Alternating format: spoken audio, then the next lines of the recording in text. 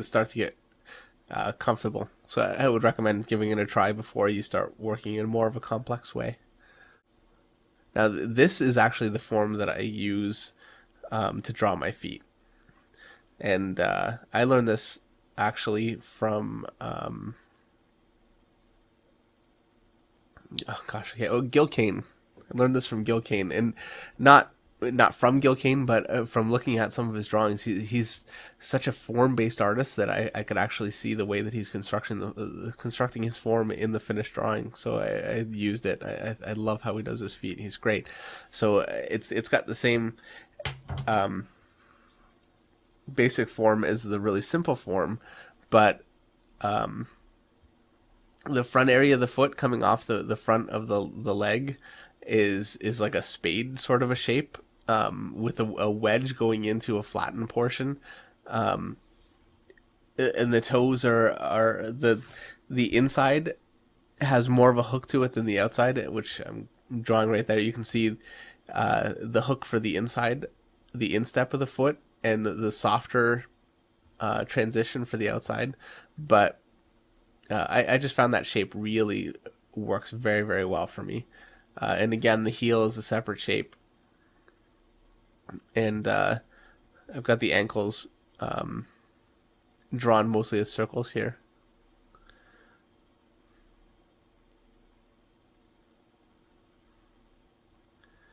Now here I'm drawing a foot with the toes actually bent.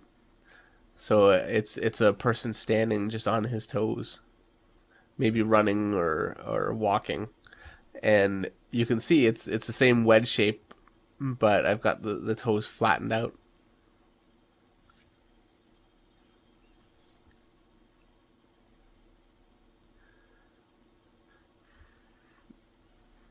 And I have to say, I think feet are one of the more difficult things for artists to draw, generally speaking,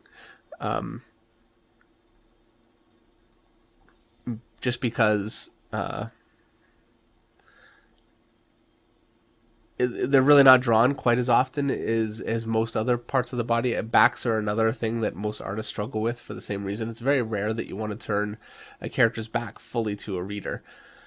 So you're more likely to be obviously proficient at drawing somebody's front than you are their back. And I come actually from an Image Comics background, and we're all very notorious for not drawing feet. We'll have the legs fade out into smoke, or people standing behind some rocks. Or there are a lot of different tricks for not drawing feet, and I've definitely been guilty of those tricks enough times. But over the years, I've really tried to improve and get better at drawing decent feet.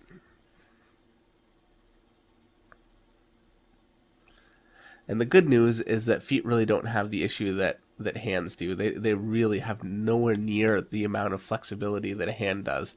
So I think that your dynamics, because feet, just like every other body part, when you're trying to make a character look dynamic or have a certain gesture that brings across a certain emotion, feet are also involved, but it's really nowhere near as difficult to get that involvement. So um,